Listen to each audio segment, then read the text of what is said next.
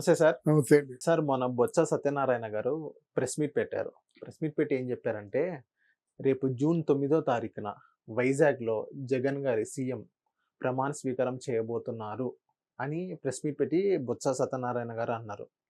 So, YCP వాళ్ళకి ఆ confidence ఏంటి సార్? అంటే ఇప్పటిదాకా రిజల్ట్ అనేది రాలా. ఎగ్జిట్ పోల్స్ కూడా రాలా సరిగ్గా చెప్పుకోవాలంటే. వాళ్ళకి ఆ కాన్ఫిడెన్స్ ఎక్కడి నుంచి వచ్చింది? నిజంగా ప్రజలు జగన్ గారికి, వైసీపీ పార్టీకి ఓటేసారని అనుకుందామా?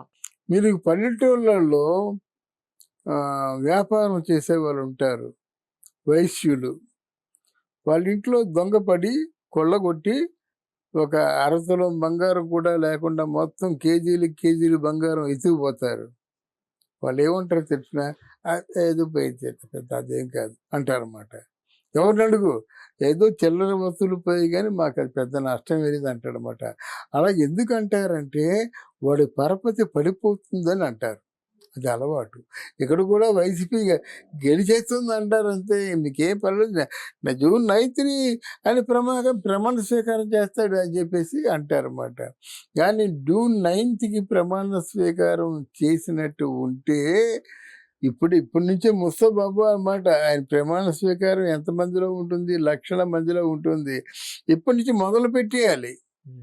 ఇప్పటి నుంచి అంటే విజయవాడలో ఒక ప్రమాణ స్వీకారం, ఇక్కడ విశాఖపట్నంలో ఒక ప్రమాణ స్వీకారం, ఉదయం ఇక్కడ సాయంత్రం అక్కడ అన్నట్టుగా వాళ్ళు మొదట్లో పెద్ద భారీ ఎత్తున అంచనాలు వేసుకొని భారీ వ్యయంతో అక్కడ అంటే మా డయాసులు ఇవన్నీ నిర్మించాలనుకున్నారన్నమాట.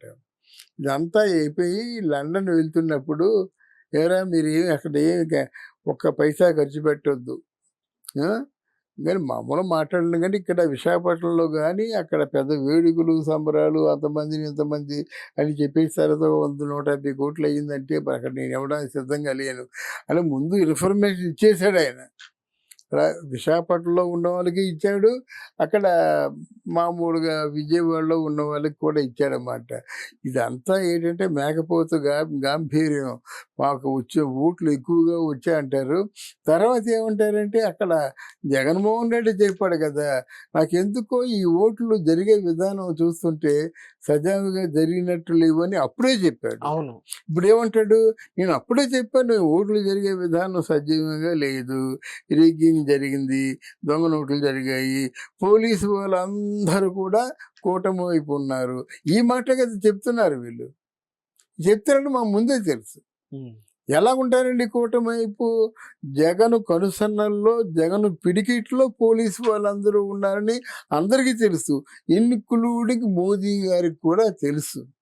అర్థమైందా? మరి అటువంటిప్పుడు ఈ మాటలు ఎవరు ఖాతరు చేస్తారండి? ఈ మాటలన్నీ ఫేక్ మాటలు అనుకుంటారు తప్ప ఇందులో ఒకటి కూడా జగన్మోహన్ రెడ్డి ఆయన కానీ, విజయసాయి రెడ్డి కానీ, సజ్జల కానీ, అంబటి కానీ, రోజా కానీ ఎవరు మాట్లాడినప్పుడు కూడా ఆ మాటల్లో యథార్థం ఉండదు అని ప్రజలు బాగా గమనించారు నాయన. Thank you sir. Thank you.